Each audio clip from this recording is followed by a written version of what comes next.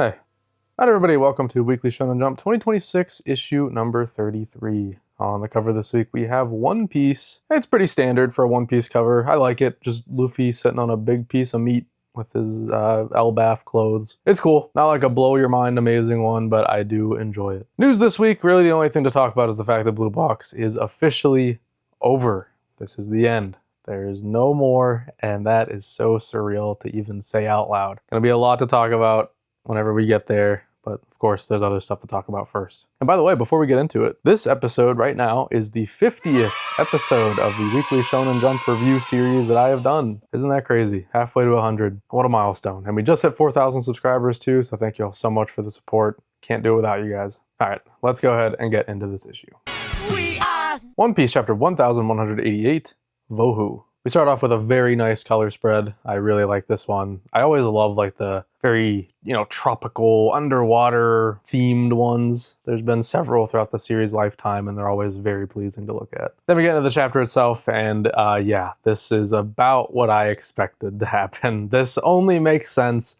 We can't have Luffy winning here. It just doesn't make sense. This has to be a humbling moment where we realize how much of a problem Emu is. I know I'm just basically jumping to the end of the chapter. I'll talk about the in-between real quick. The action stuff is amazing looking. Honestly, this is some of Oda's best action work in a while. The paneling, while not incredible, was very easy to follow for once by One Piece standards, and it looked really nice. So good on Oda for that. And it's nice that he shows up for a moment as big as this. But as I was saying, I really like how last chapter we set this up as like the big Luffy versus Emu fight. We get their names sprawled out on a spread, and it's really like, okay, this is the fight. But then we end this chapter with Luffy just getting destroyed. Like, he definitely makes an impression on Emu, but he certainly doesn't put up a big fight by any means. This is a one-sided fight through and through. Emu is just far and away stronger than Luffy. The ending page is very reminiscent of his first fight with Crocodile, where he gets, impaled by the hook. And I think this is honestly serving a pretty similar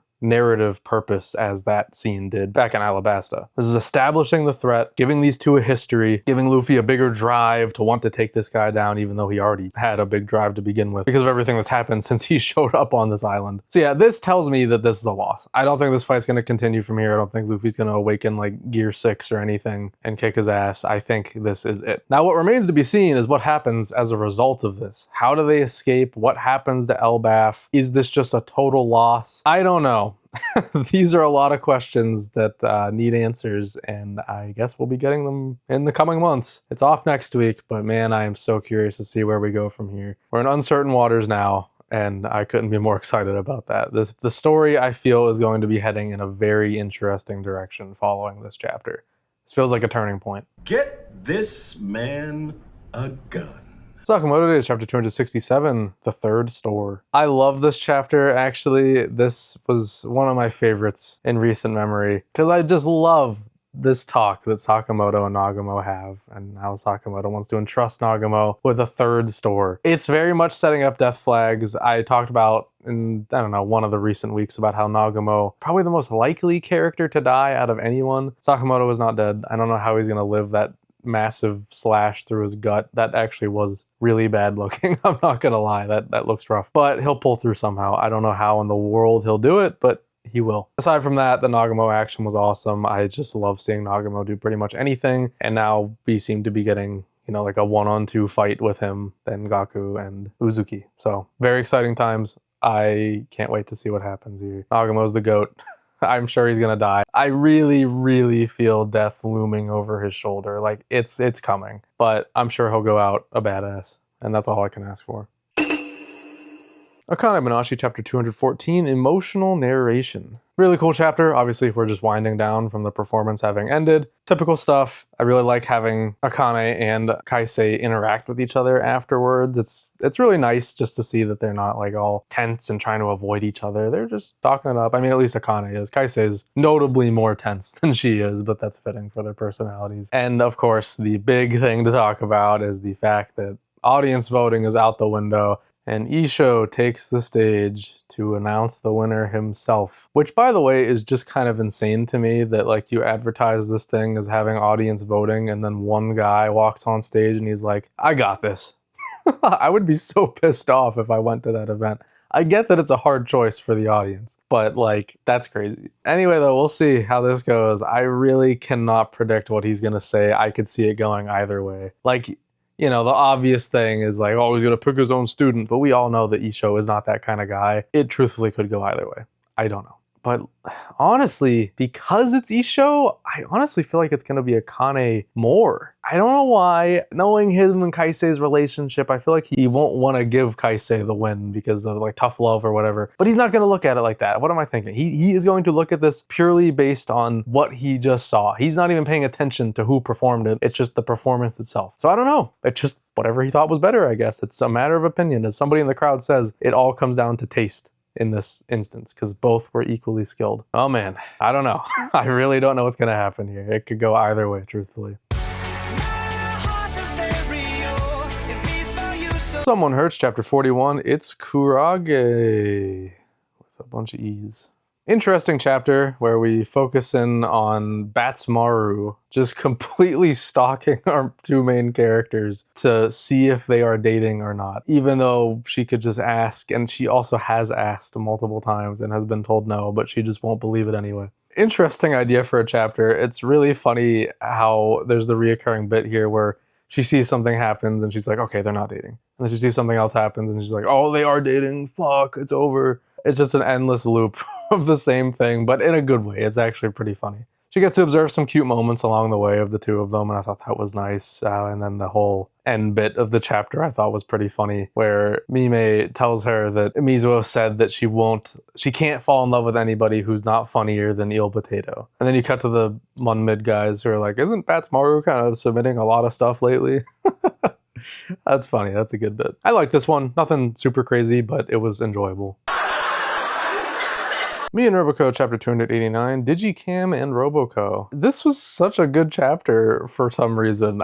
It's such a weird concept for a chapter, but it just really worked. I laughed at like most of the jokes told in this chapter. And yes, it's just the classic Roboco thing of like referencing a manga and expecting you to laugh, but I don't know what it is about Roboco, but it just works. On paper, I feel like this manga should really suck ass. But it just doesn't, man. It works. We have nonsensical references in here, just like showing a shot of the Leaf Village with Gorilla's head on the Hokage monument. That's funny. I don't know. It's just funny, man.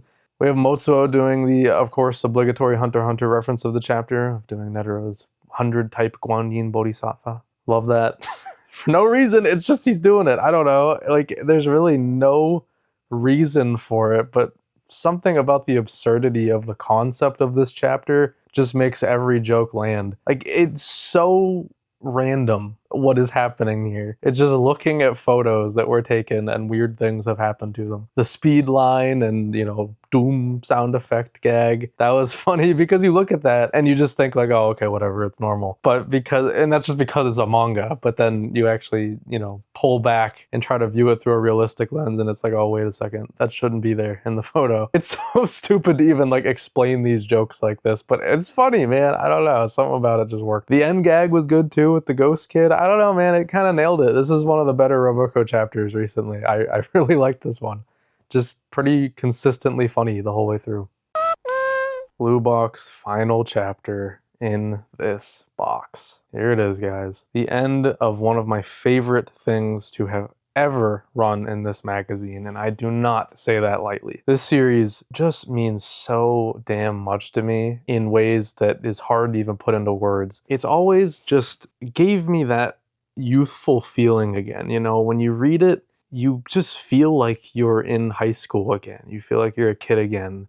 You're living out experiences that maybe you never had in high school or reliving ones that you did. But either way, regardless of what kind of high school experience you had, when you read this manga, you just end up feeling good. You just feel great when you read this. It just takes you back. And this is coming from somebody who honestly didn't really have a great high school life. I unfortunately had to move across the country right before my junior year of high school started. Literally halfway through, I just had to completely reset. And I mean, halfway is a far understatement of the actual thing because my whole school life was in my original hometown, and then just for the last 2 years of it, I had to move across the country and try to start again. And any progress I made, all the friendships I had just kind of went out the window. I kept some of them, some lifelong friends came from high school, but many of them just fell to the wayside because of the distance. You try to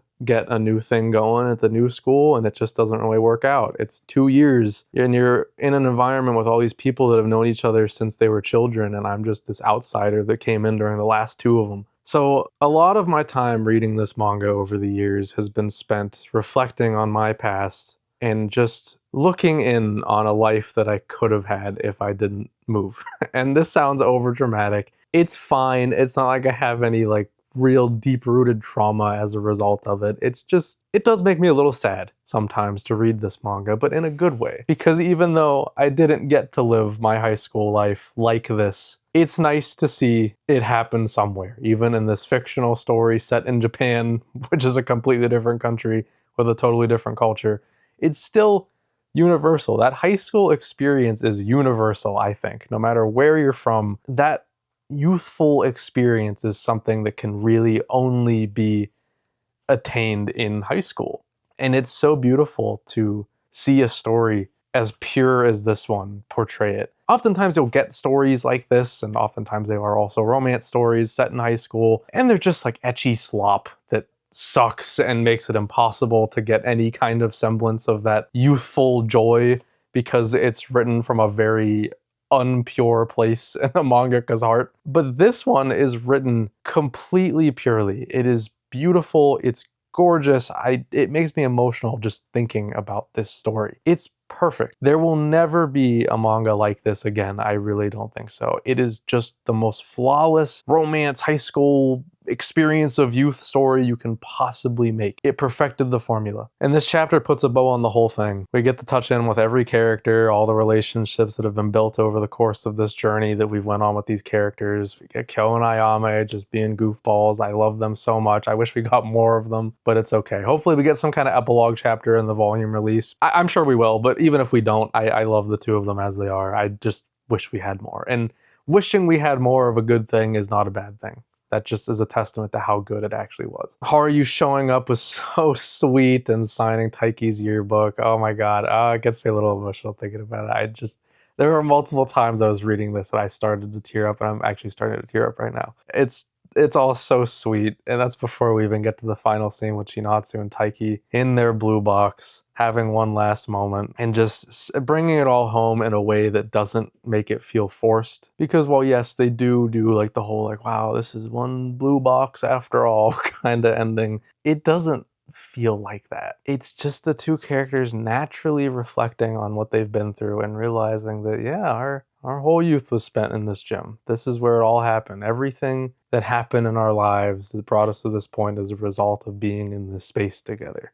And I like how it's an ending where we also look towards the future. It's not something that's all reflective. It's still bright enough to say that the sun will shine on a new day. There's still stuff for us to do. This is only the beginning of a larger story. A story that we don't need to see, but it's one that we know the characters will go on, and that's just beautiful.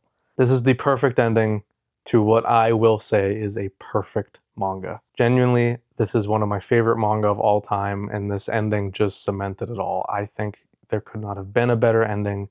Some may be unsatisfied. I don't know. This just came out. I don't know what people's takes are on it yet, but this is mine. I love it. I don't see how it could be any better than this. This was absolutely beautiful. And the entire manga through and through was just absolutely beautiful. I love this manga dearly. It will always hold a special place in my heart, and I am so sad to see it go. It'll be weird to not be able to talk about it on this show every week going forward, but hey, at least I got to talk about it 50 times. How fitting of this to end on the 50th episode of this show at chapter 250, mind you. So I guess I've been covering this since chapter 200. Maybe. I don't know. There's probably some break weeks in there somewhere. Thank you, Blue Box. Thank you, Koji Miura. And thanks for creating such a unique emotional response. I've never had a manga make me feel the way that this manga does. Incredibly unique, and it is not something I will ever forget. But hey, just like Taiki says, the sun rises and another day begins. There will be days. We have plenty of days to come without Blue Box in our lives. And as sad as that may be, this chapter and the manga itself prepared us for this outcome. I think we were all ready. So Shonen Jump will never be the same without it. A hole will be left in the magazine for the foreseeable future, but it'll bounce back. The future's looking bright for the magazine, so that's nice. You could honestly view this as a way to view Shonen Jump in and of itself in a roundabout way. Thanks for listening to me yap about this one. I'm sure this ended up being kind of long. Oops. Each of which chapter 90, looking forward to it. My camera roll is just filled with screenshots of this chapter. I think I screenshotted almost every single page. What a chapter this was. Holy cow. I loved this one. Even from the beginning, I was just pumped to get to see anything about Destroyerz' inner world, just hanging out with like the good magics that she's acquired and having them prop her up and call her uber talented badass Destroyerz. That's lovely. And then peeling back that layer and going even deeper and seeing the magics that she just acquired, which is really cool. It's cool to see Octobomb. I can't remember his other name, but Octobomb Magic, I guess. Just writing every conversation he ever had with Crow. Sure, that'll do it, I guess. That's one way to repent. And then seeing Hitsugi, this was the best part of the chapter. I got chills. So first you see him all locked up and he's just like, hey there, loser, which is so badass. It pans out and you see that she has tons of these human hater magics just locked up down here. She acquired so many of them, but she refuses to use them. She will just keep them locked up down here forever, begging to be let out. That is so insane. Oh my god. I love that. That is the coolest shit I have ever seen in my life. This made me like Destroyerz even more, which I didn't think was possible. But of course, scumbag Hitsugi gets to get the last laugh here, looking like this freak-ass frog. I don't know what the hell that look is on his face. Get this guy out of here, man. God, I hate him. Amazing chapter. I absolutely loved every single page of this one. Holy cow, dude. This is one of the best in a while. Baby, I'm playing on you tonight. Animal Signal Chapter 6. Yoshimune Togukawa had a pet Asian elephant. Okay. This chapter was fine. I didn't think it was like too funny, too cute, nothing really. It was kind of middle of the road on all fronts, in my opinion. I did like the bit with the random zookeeper that he kept thinking about because his birthday was coming up. That was cute. And I mean, I guess the bit at the end of him getting like nearly perfect scores and saying they were above average was funny. Again, it does that funny, like realistic Kokone thing, which has become a running bit that I enjoy. At first, I kind of thought that was exclusive to that one chapter, but it's come up a few times since then, and it's pretty funny every time. I like it. I hope it doesn't get overused, though. It's definitely an easy one to just spam and deteriorate with each use. Yeah, all in all, it was a fine chapter. I don't know. It wasn't like the most groundbreaking thing in the world, but it was serviceable. And I mean, for a series like this, I think that's fine. And you know, whenever you're binge reading this one day, stuff like this will just fly right by and you won't think much of it. But having to view each chapter on its own with a series like this kind of changes how you view the chapters that are kind of more low-key, not that funny. But, you know, there were still things to enjoy about it. It was all right. Shinobi Undercover, Chapter 89, Yotaka's Mentor. Really fun one. I'm glad we are getting that blend of action and slice of life that I was talking about last week. And it's not even really two plot lines happening back to back. It's sort of just the one, because the stuff with Kijibato is still kind of just intertwined with the other plot line. Kind of unnaturally, to be honest. Maybe this will evolve into something more later, but the main focus here is now kind of going back to Aoi and Yotaka, which is looking to be cute. Looking like we're going to have a nice proper little stretch of slice of life content, which I am very much looking forward to. I've said this before and it didn't end up happening, so who knows really, I suppose, but I have a good feeling about this one. Good chapter. Canon Master Chapter 4, The Capital Sandasius. The names in this series are very interesting. You know what, man? I like this series. I think it's really cool. I'm enjoying it quite a bit, and each chapter seems to like unpeel a new layer of enjoyment for me. This week, we're focusing in a lot on our basically lead character, even though you'd think is the lead. He is far from it. The master, as I've been calling it. But this chapter makes it a point. I think they heard my complaints because they say his name a lot. Like every page, they're saying his name now. So I got it down. It's Frank, of course. So Frank has been really impressing me with every chapter that's released, including this one. That's no exception by any means. Exploring Frank's past here and actually seeing like he has a connection and a history with the other people in the league, I don't know, association, Soul Reapers, ninja, pirates, demon slayers, I don't know. A lot of them know him. One of them is like a childhood friend. They respect him. It's really cool to see. And they're all like surprised that it took him so long to reach this status. Really cool stuff, really cool designs, honestly. Nothing like too amazing, but I think they are solid enough, and they'll probably be ones that like grow on you over time. It's just, you know, we got like first introduction syndrome here. It's hard to really form a concrete opinion on a design when you first see it. I think you have to just see more of it, more of their personality, have it all meshed and blend together before you get a feel for it. But there's definitely some notable designs in here. And I love the end bit of setting up this whole conflict with and how much Frank loves this kid and wants to see him succeed and thrive. That's his student. That's his boy. He ain't gonna let anybody shit talk him. I love that. It's so sweet. This is a really good chapter. I'm very much enjoying this series, and I hope it sticks around. Unless it turns to shit, which is very possible. We've seen it many times.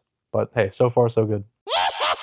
Witch Watch Chapter 254, Bone Crisis, Part 23. Well, this was a surprisingly good chapter. I wasn't ready for this emotional moment between two characters that I didn't really care about all that much, but damn, it worked. I don't even know why it worked, but it just kind of did. This was actually a really gut-wrenching scene to read, but I loved it. I thought that was really good stuff. It's nice to see a little bit of Nico in addition to that. Not a whole lot, but there's going to be more to come with her. Then the stuff at the end with Morihito is fascinating. I don't really know what to make of this. I guess we're going to get like a flashback about the Oshikimi is his name.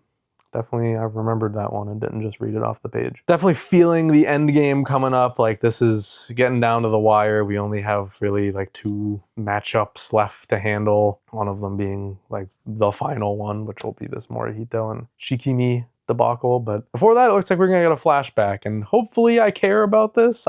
It's hard for me to imagine caring about it right now, but hey, this series just proved right now in this chapter that it can make me care about people I didn't in one chapter, so maybe that'll happen here too. Pretty good chapter. I wasn't expecting this at all, but it worked. Ridge Racer! Remember that one? Hal Formula Chapter 5, Karting Practice. Forgive me for my sins, because when I opened this chapter, I kinda thought to myself, why are we doing this? There's no point in doing this. This feels a little much. We're going a little overboard on like practice and simulation stuff. We need to, let's get into a race again. It's been a minute. But then I kept reading and I realized how wrong I was. This was an amazing chapter. I loved everything about it. It was just a really nice little like single chapter arc to take our character on before we move into an actual race, which will be happening next week. Unless it gets skipped again, which has been happening lately for some reason with this series. I go back and forth on it because, again, the strength of this series and this mangaka is character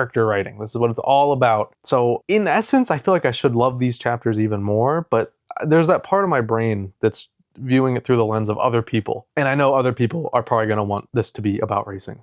So I feel like just to keep it in the magazine, we need more actual racing. But it's happening, so relax. Anyway, love this chapter so much. I love this whole through line with the potato chip. It's a really fun idea. Like, yeah, drive, but don't break this potato chip. That sounds difficult as hell, honestly. I don't even know how the hell I would do that. But he ends up doing it in the end, even though it takes him like an entire day to do it once. But that's what's fun about it. And I love seeing this this older character, whatever his name is, the owner of this racetrack, just kind of seeing him do this and reflecting on his history with him, seeing how far he's come. It's really nice. And this is a character we were just introduced to, but it gives us so much about him and their history together that just makes this hit. It's really sweet, very sincere chapter that just, again, got me really pumped up about this series. I'm loving it. Every new chapter brings something new to the table that I'm just like, hell yeah. And this one's no exception by any means. Still kicking ass. Can't wait for more.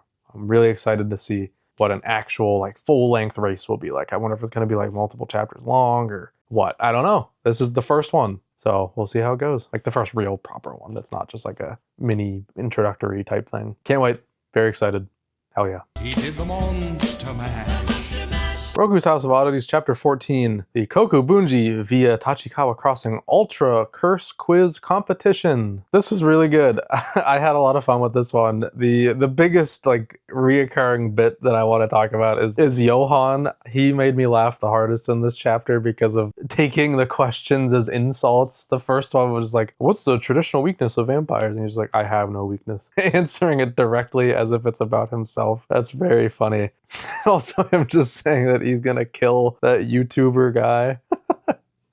I love it. It was very funny. Good stuff all around. It's nice to see the family like working as a team to get something done, and they actually win. So hell yeah, very nice. The only other notable thing I want to talk about is this kind of tease at the end here, near the end, with this guy watching on saying that this has certainly taken an interesting turn. So this is somebody who is in the know about the spirits, I suppose, and he's keeping an eye on them. This is sort of hinting at maybe some kind of like battle shonen-esque future for the series. We may introduce some like yokai hunting group or some shit. That I don't know. Something's coming here of like a serious nature, I feel. But it's weird to say I trust this series because it's still really new, but I do feel like I trust it enough to keep its identity, even if it does kind of evolve into somewhat of a more serious story, at least on the side. Because that's something it dabbles in anyway. There are serious plot lines in here, at least like 1 or 2, I guess, I don't know. So I think this will be an interesting wrinkle to add into the story, if nothing else, and maybe it won't be as big of a deal as I'm making it out to be in my head, but that's just, when I look at this character design, and I see the words he's saying in that speech bubble, that's where my head goes. It just feels like one of those things, like, okay, there's something larger in this world that Roku's gonna get caught up in. Who knows, maybe it won't. Either way, as of this moment, I'm curious to see where it goes. I'm not like dreading it, or I'm not rolling my eyes. I'm just curious. I want to hear it out and see what happens. Hunter x Hunter Chapter 413, Loyalty. What the fuck? Holy shit. I don't even know where to begin. I don't know how I'm going to condense this into a manga cage length segment. This is ridiculous. The amount of things we learned, the amount of things that have changed. Oh my god, what? Holy shit, dude. Again, check out the Hunter Association podcast if you want to hear me talk about this for 2 hours, maybe even more in this case, because holy shit. Okay. Dude, oh my god. I literally don't know where to begin. The coffin thing, dude, I got chills at that part where Nasabi like notices that Hulkenberg's flame isn't going up or whatever. He's not actually dead. And he says he's still fighting. Chills ran down my whole body. Hulkenberg is just the GOAT. Holy shit, dude. He does a body swap. I don't know who.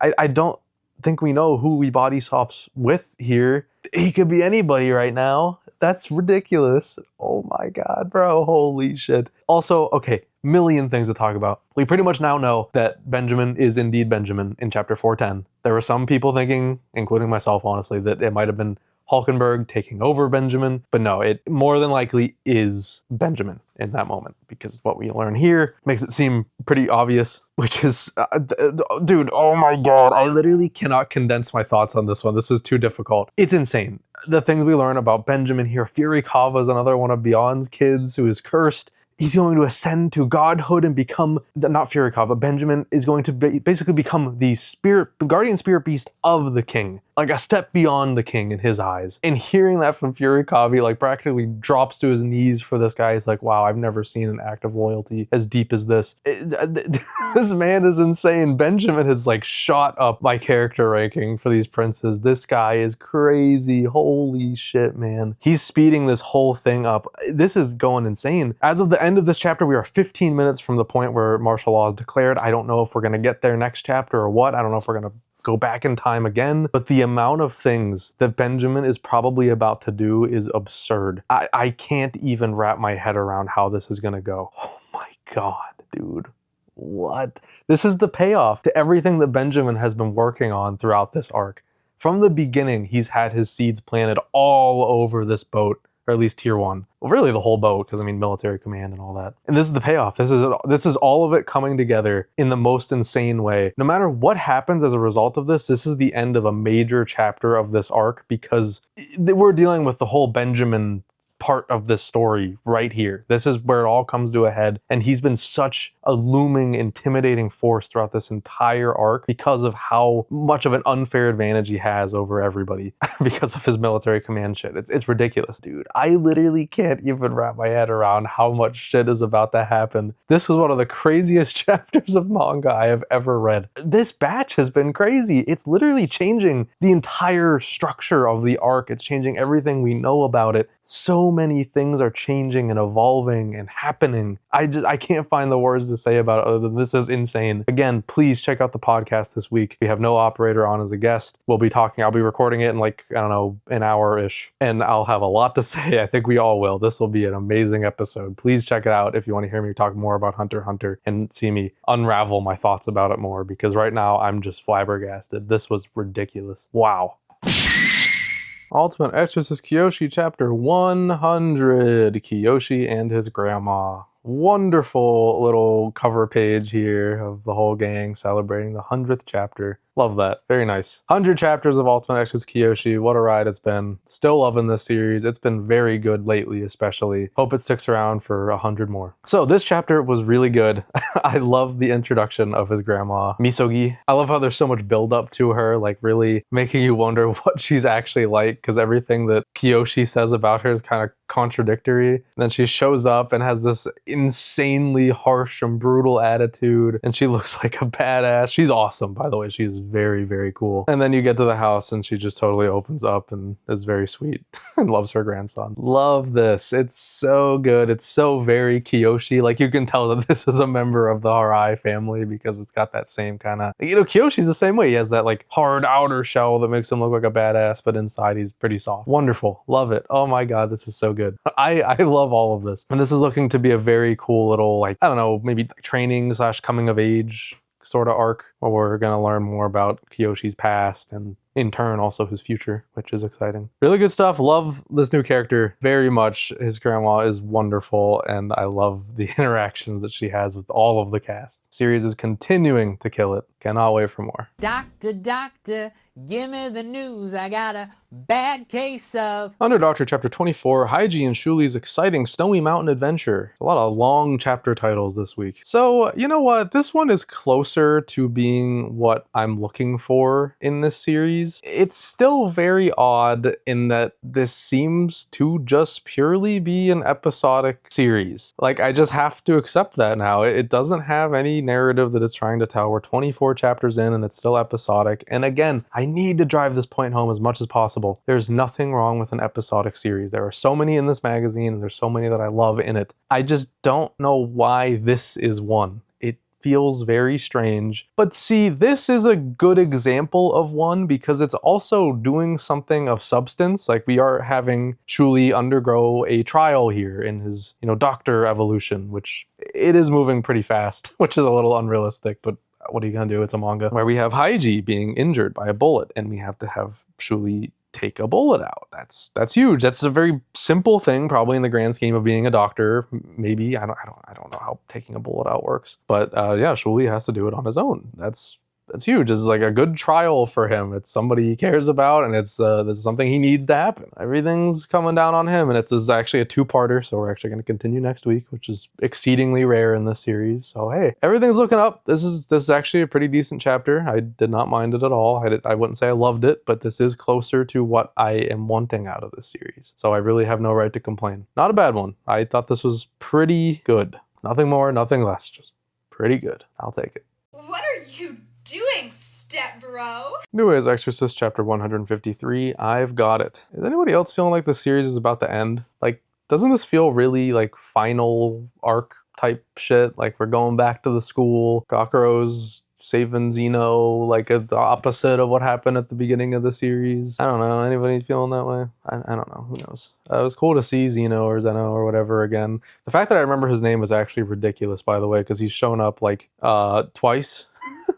Not really twice, I think it's been more than that, but something about this stupid loser with a bowl cut is so memorable for no reason. It's Zeno, but it's spelled with two Z's, so I guess it has to be Zeno. I don't know, this was an okay chapter, to be honest. Like, I didn't hate it, I thought it was fine. It's cool to see Gakuro just kind of kick ass on some lower level demons or whatever, instead of some like world-ending threat like usual. Yeah, I don't know. It was fine enough for a New Age chapter. I didn't hate this one by any means. It was mildly entertaining. The beginning part was just whatever again, because I still really don't care about that entire conflict at all. It's just, it feels pointless because we all know what's going to happen with that anyway. Obviously, Nui isn't going to win there. It has to be Gakuro. It just has to be. There's no other option. Even if this isn't like the end, I do at least feel like we're getting there. Like this could at least be the second to last arc or something. I don't know. It feels too early for the series to end, but at the same time, it's on the bottom of the TOC like every week. So I really cannot wrap my head around how popular this series is. It doesn't make any sense to me. Anyway, whatever. I don't know. It was fine. I enjoyed it well enough for a New Age chapter.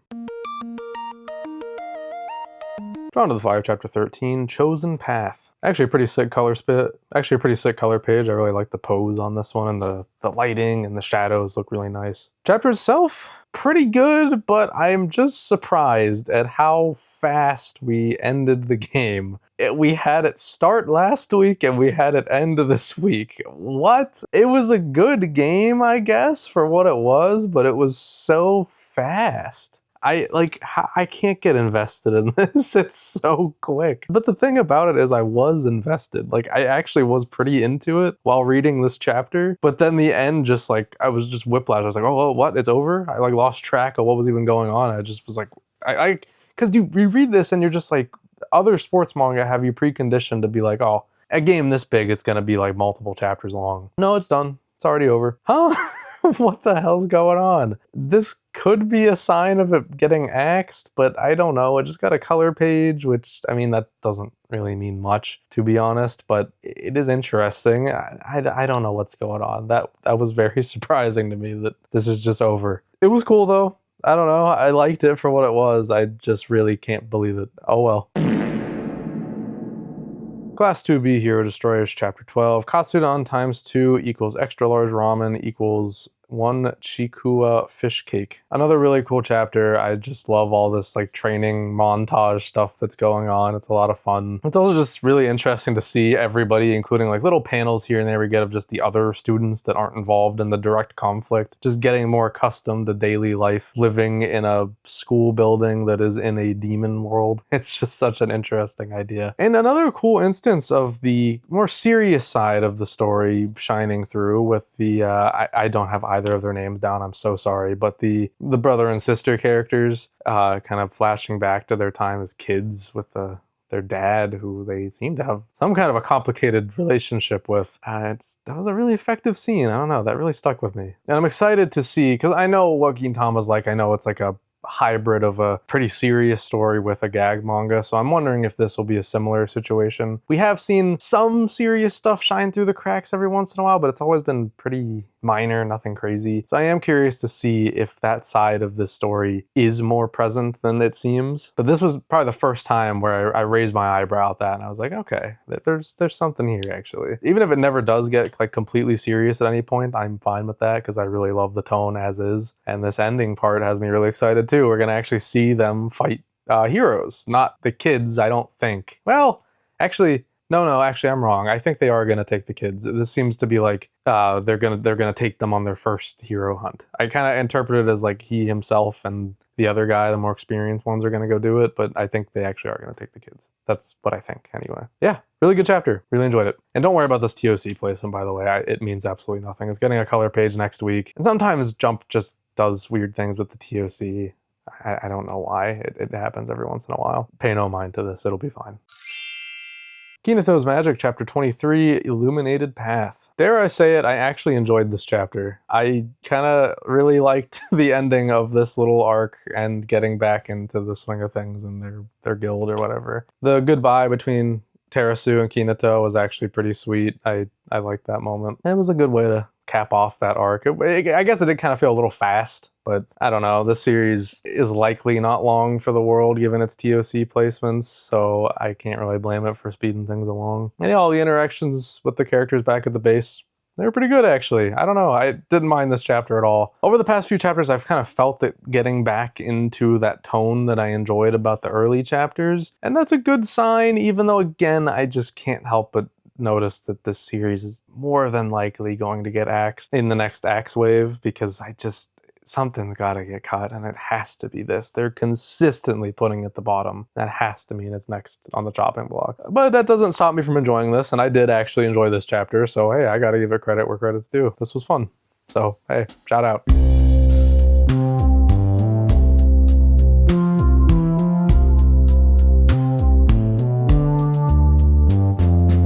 Alright guys, that's going to do it for Weekly Shonen Jump 2026, issue number 33.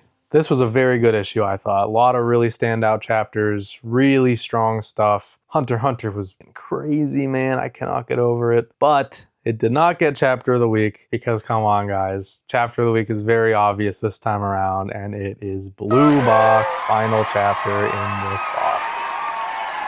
Perfect ending. Could not have asked for a better one. I absolutely loved it. I think I talked your ear off enough already about it. That was a very long segment. The recording itself was like 12 minutes. I don't know what I cut it down to. That could literally be a video on its own. And here it is in this video, which is, I hope it's not like an hour long. I'm sorry if it is. It might end up being. I don't think I yapped that much this week. We'll see.